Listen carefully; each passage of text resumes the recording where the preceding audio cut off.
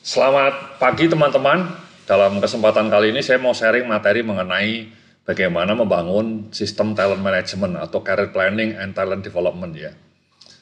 Materi ini dan contoh panduannya ya, saya mau ngasih contoh panduannya juga, panduan dan template untuk membangun sistem talent management itu bisa Anda dapatkan di sini ya.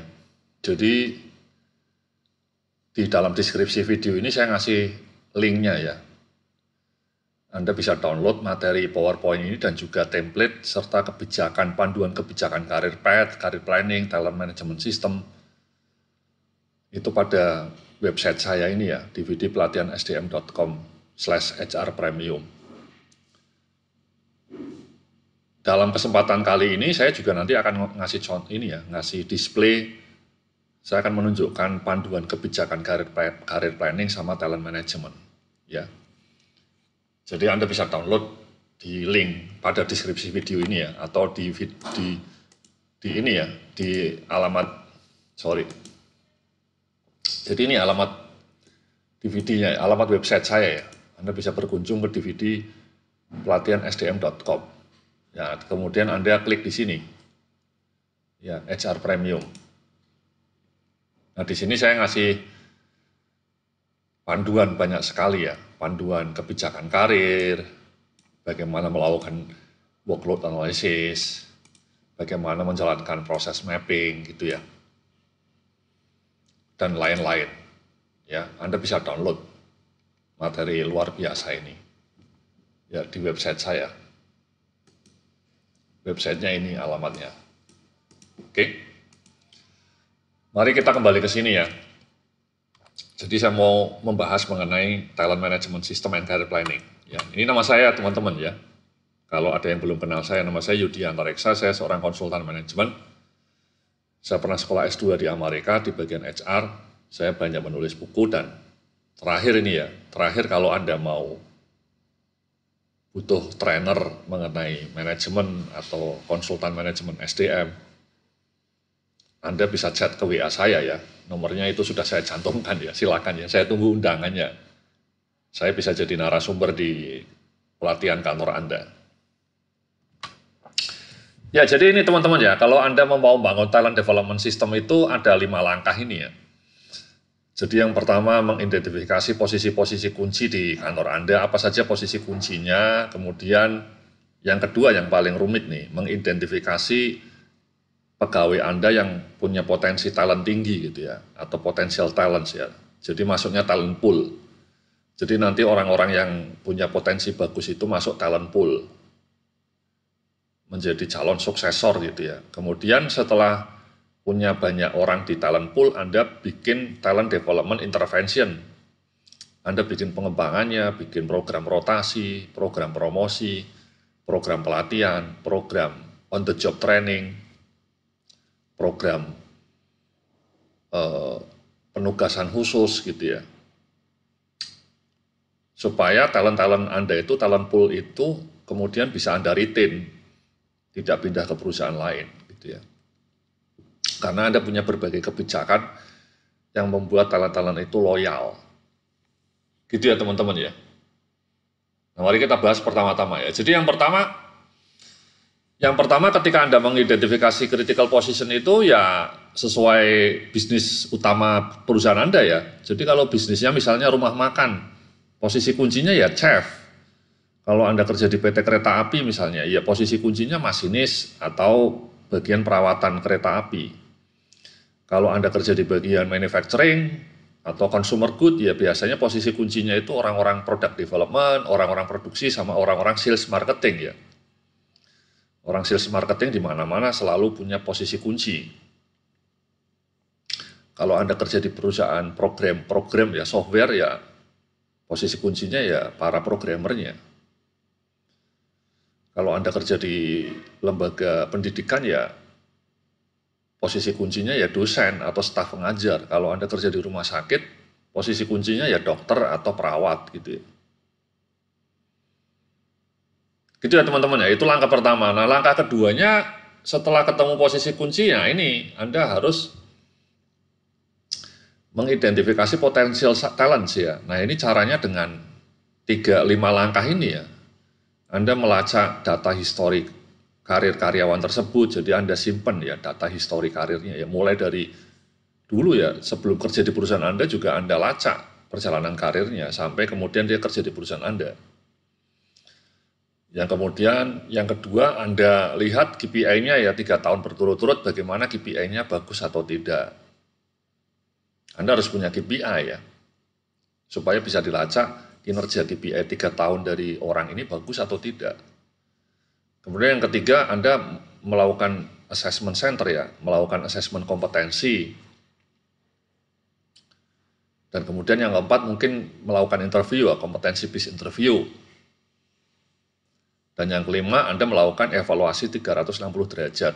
Maksudnya nomor 5 itu yang dinilai, si kandidatnya ini dinilai bukan hanya oleh atasannya ya, tapi oleh rekan kerjanya di kanan dan kirinya gitu ya, kanan kirinya, samping peer-nya, dan kemudian bawahannya kalau dia punya bawahan. Jadi yang menilai ada 4 orang, atasan, bawahan, dan rekan kerjanya di kanan kiri gitu ya.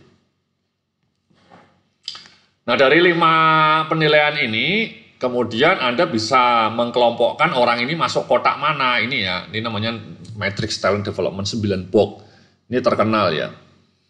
Jadi yang sumbu horizontal ya dari kiri ke kanan itu melacak kinerjanya atau melacak KPI-nya, performance-nya ya.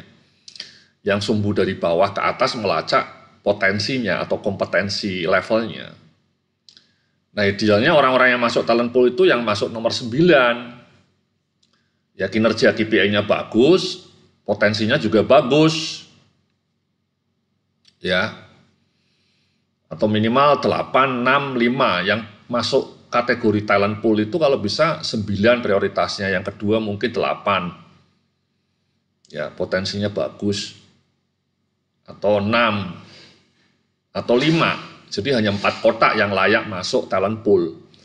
Kalau yang 7, 4, 1, 2, 3 ini mungkin tidak direkomendasikan ya. Apalagi yang 1 ya. 1 itu sudah kinerjanya KPI-nya jelek.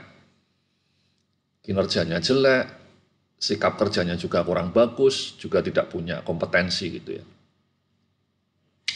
Nomor 5 average lah ya. Average gitu ya. Nah, caranya bagaimana Pak Yodi? Caranya menemukan orang di nomor 9 atau nomor 8, nomor 6 itu bagaimana caranya? Ini tadi melalui 5 cara ini. Yang nomor 2 itu melacak kinerja, melacak KPI. Nomor 3, 4, 5 itu sebenarnya melacak kompetensi, melacak potensinya. Nomor 1 melacak semacam pengalaman kerjanya juga. Jadi dari 5 assessment ini, 5 tools ini Anda bisa menempatkan orang ini masuk kotak mana, idealnya masuk kotak 9 ya. Oke, nah setelah masuk kotak 9 ya kemudian dikembangkan. Ya ini contoh career path-nya ya. Ini sampel career path ya. Anda bikin, jadi orang-orang yang layak dipromosikan sebagai manajer itu adalah posisi-posisi di sini. Tapi tadi hanya orang-orang yang masuk kategori misalnya minimal kategori 9 atau 8 atau 6. Ya jangan yang masuk kategori 4 atau 2. Ya syukur-syukur 9 semua. Jadi orang-orang di sini kalau bisa 9 box-nya itu masuk di dimensi 9. Di sini juga. Gitu ya teman-teman ya. Ini juga sales manager. Asmen-asmennya itu masuk kategori 9 atau 5 atau 6 atau 7 ya. 9 box tadi ya. Oke, ini HRCA, ya.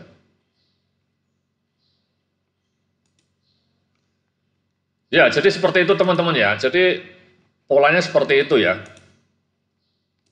Nah, saya mau tunjukin panduannya teman-teman ya, panduannya untuk melacak ini ya, untuk membangun sistem. Ini ada 2 panduan ya.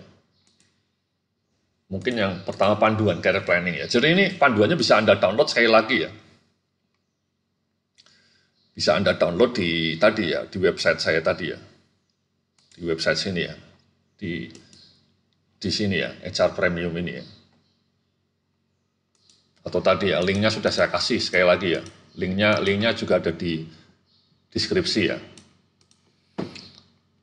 Nah, di dalam panduan ini saya ngasih detail ya, template-templatenya, rencana karirnya ya, jadi jalur karir yang harus dimasuki, kebijakan, cara prosedurnya itu saya kasih tahu nih di sini. Ya, detail ya. Ini career path-nya, contohnya. Kemudian nih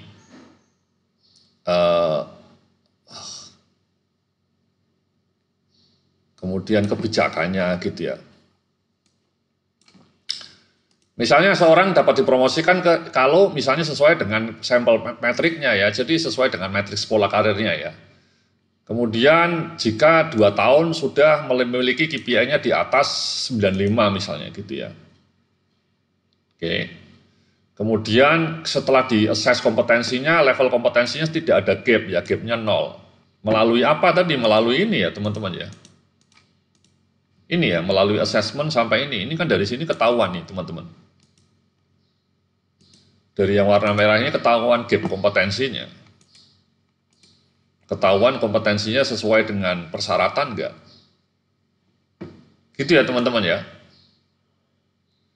Ini misalnya persyarat kompetensinya ya. Jadi untuk seorang manajer kompetensi teknisnya harus menguasai ini gitu ya, levelnya ini, levelnya. Rating ini, rating ya. Ratingnya seperti rating standar itu ya 1 sampai 5 ya, makin tinggi makin bagus gitu ya. Untuk menjadi manajer Anda ratingnya harus tinggi. Untuk ilmu-ilmu ini manajer SDM misalnya. Kompetensi manajerialnya ada leadership, problem solving, communication, juga ratingnya harus 5. Gitu ya teman-teman ya. Jadi intinya Anda bisa mendapatkan ini ya, panduan ini ya, bisa Anda download tadi di link tadi saya ya. Ini sangat bagus menurut saya karena saya mencantumkan semuanya ya. Jadi semuanya saya uraikan di sini ya. Ada metrik kompetensinya, ada prosedurnya juga ya. Prosedurnya gitu ya. Saya ngasih contoh prosedurnya gitu ya. Kemudian template-nya juga saya ngasih contoh template-nya ini ya.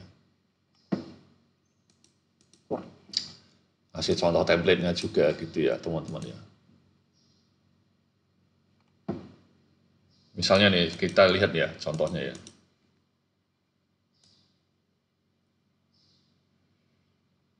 Ini manajer keuangan mungkin akan kosong, mungkin sudah mau pensiun. Jadi posisi yang berhak mengisi ini asmen ini gitu ya.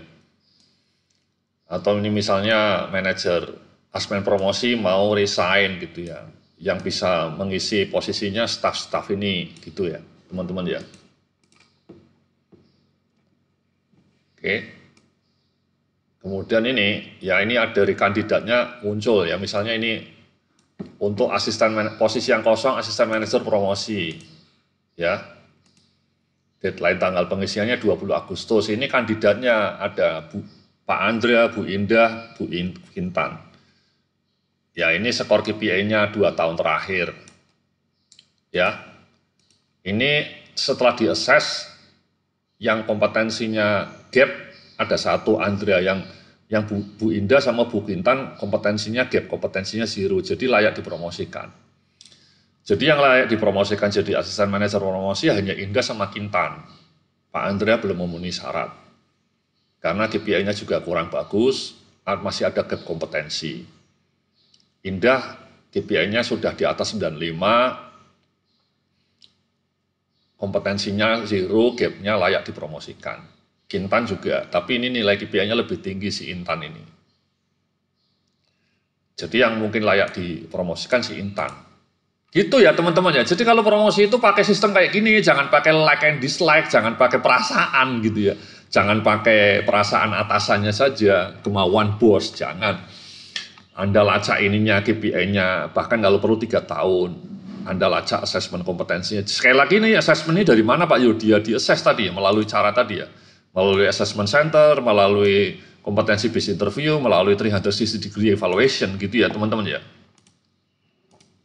Oke. Gitu teman-teman ya. Ini keren sekali ya. Jadi kalau Anda punya sistem kayak gini bagus, Anda punya panduan kebijakannya. Ini saya nerangin kebijakannya, panduannya ini ya. Keren. Oke. Satunya lagi talent management.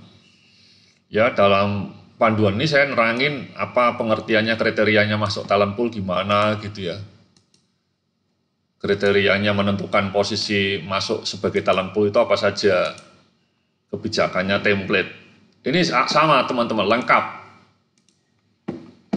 lengkap semua ya, ada kriterianya, kemudian ada form-formnya. Ini waduh canggih sekali nih ya, ini saya keren sekali nih, toolsnya mahal ini kalau Anda bikin sendiri mungkin agak butuh waktu ya. Saya bikin form pengembangan talenta, form kegiatan training, form rencana penerapan training, jadi ada intervensinya juga ya. Jadi saya lengkapi dengan form-form seperti ini. Ya, ini namanya program pengembangan talentanya. Jadi ada program pengembangan talentanya gitu ya teman-teman ya.